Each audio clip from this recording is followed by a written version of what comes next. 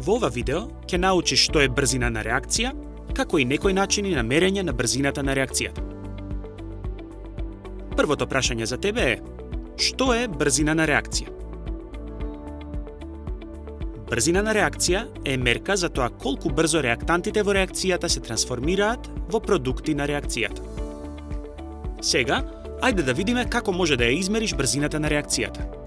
Брзината на хемиската реакција може да се измери на два начини. Првиот начин е да се измери колку брзо се намалуваат реактантите.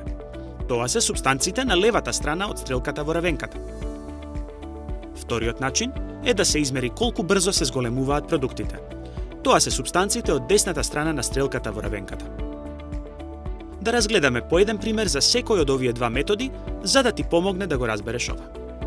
Нашиот пример за првиот начин е мерење колку брзо се намалуваат реактантите во реакција помеѓу мермер, калциум карбонат, и хлороводородна киселина. Оваа реакција може да се представи со следнава равенка, во која реактанти се калциум карбонат и хлороводородна киселина, а продукти се калциум хлорид, вода и јаглерод диоксид. Како што се одвива реакцијата, масата на реактантите се намалува, бидејќи се ослободува јаглерод диоксид. Може да го измериме намалувањето на масата на реактантите со користење на овој тип на апаратура. Базирајќи се на нашите мерења, цртаме графикон на масата на реактантите во однос на времето, кој изгледа вака. Брзината на реакцијата во точката А одговара на градиентот во А, кој е y врз x.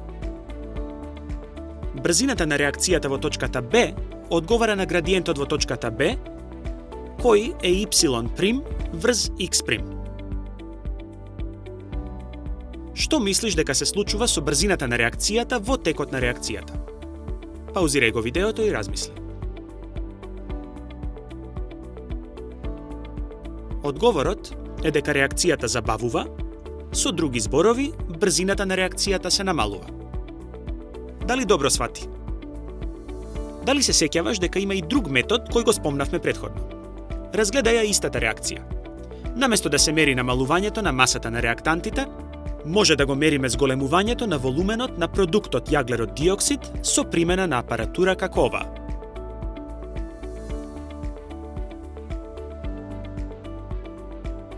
Во овој случај, го цртаме графикот за волуменот на добиениот гас во однос на времето. Графикот изгледа вака.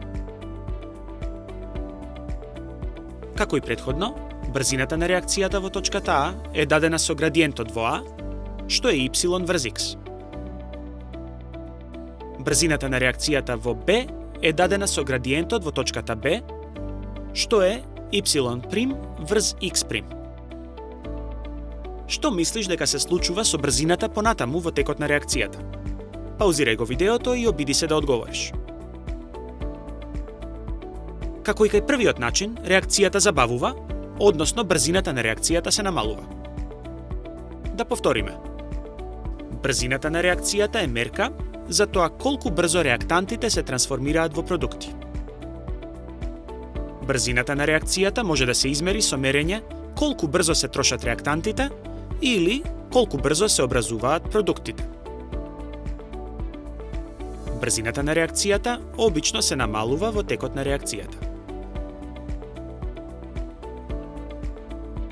Македонската адаптација на ова видео е поддржана од Фармахем.